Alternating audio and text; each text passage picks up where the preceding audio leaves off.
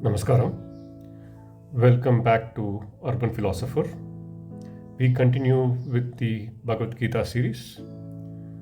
We are right now in chapter 2. A quick recap. We saw how Arjuna, with a confused mind, similar to our own minds, tried to play the good guy and chose not to fight, wanted to escape from his duty in chapter 1.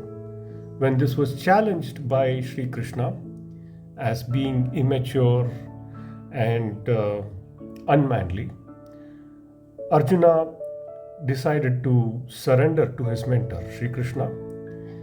And then Sri Krishna explains to him the true nature of the self and why it is illogical to get emotional about certain battles or all battles.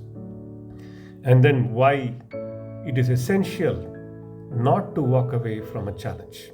He explained that in the last couple of shlokas. Now we continue with verse 38.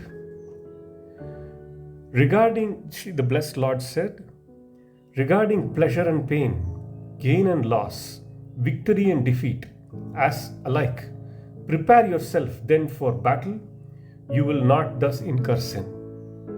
This is the greatest challenge before us, being equanimous to all emotions.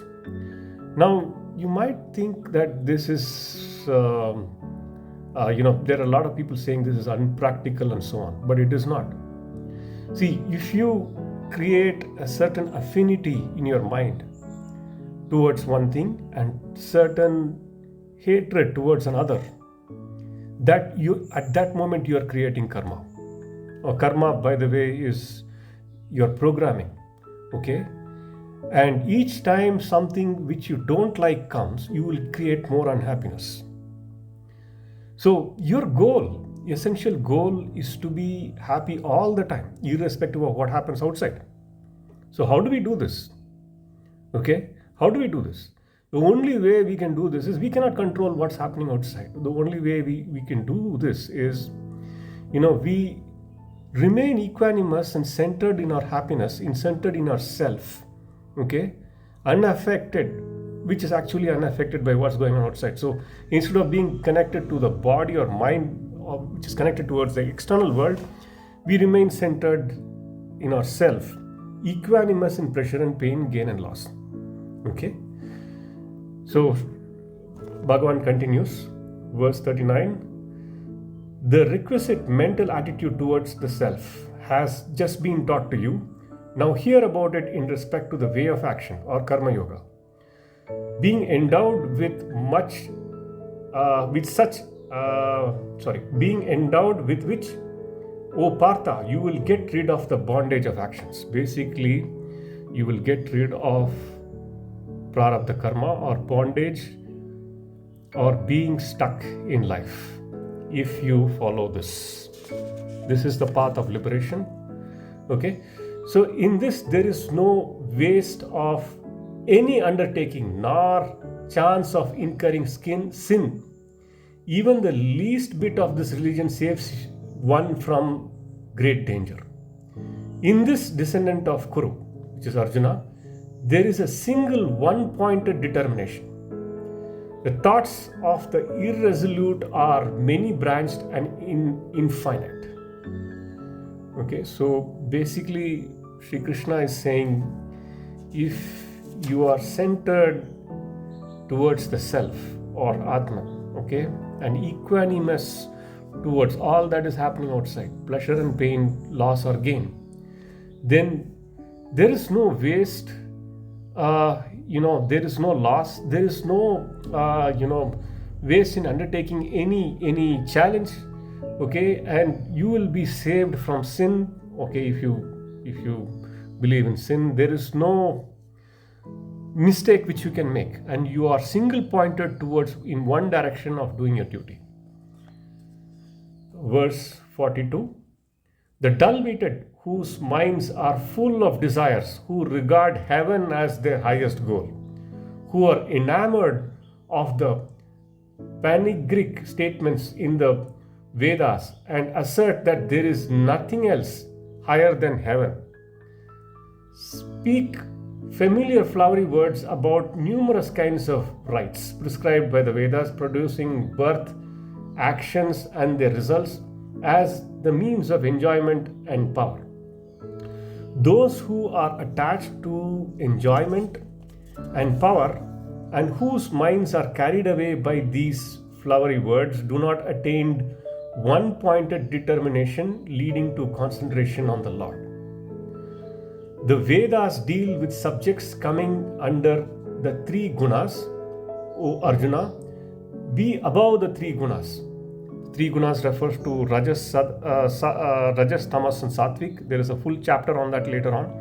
It's essentially the nature of almost all living beings, including ourselves. Okay, it's a very deep topic. I'll come to that later on. Bhagavan is just touching upon that here. We have to arise above that, free from the dualities always established in sattva, which is goodness, regardless of acquisition or preservation, and self-possessed. So essentially Bhagavan says that, see, if heaven is your ultimate goal, then you will be obsessed, in going towards that, okay, with a lot of nice rituals and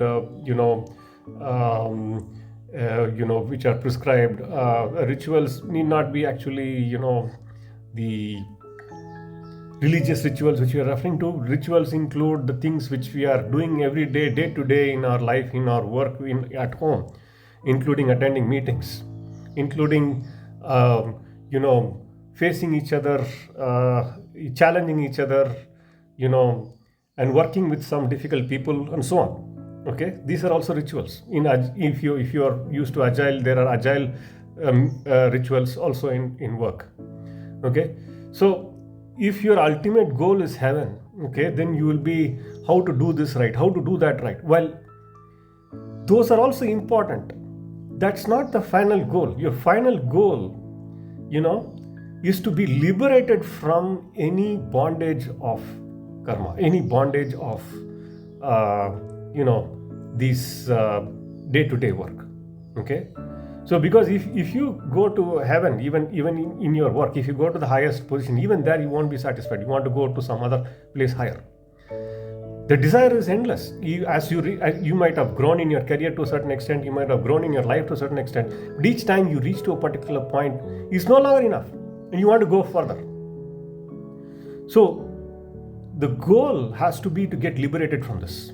How do we get liberated from this? We have to get liberated from this by being equanimous and self-centered towards our own true nature, and we get single-pointed, focused concentration. It may be towards God, or it may be towards yourself. Okay, and not being bothered by what's going on in the external world. And that's how we can rise above the three gunas, which is Rajasic, which is like high desire guna, and Tamasic or laziness, and Satvik, which is like being goodness or equanimous. There is a full chapter on that coming up later on. We'll go more deep in that at that time. So with this, we'll conclude for today on verse 45. Jai Shri Krishna.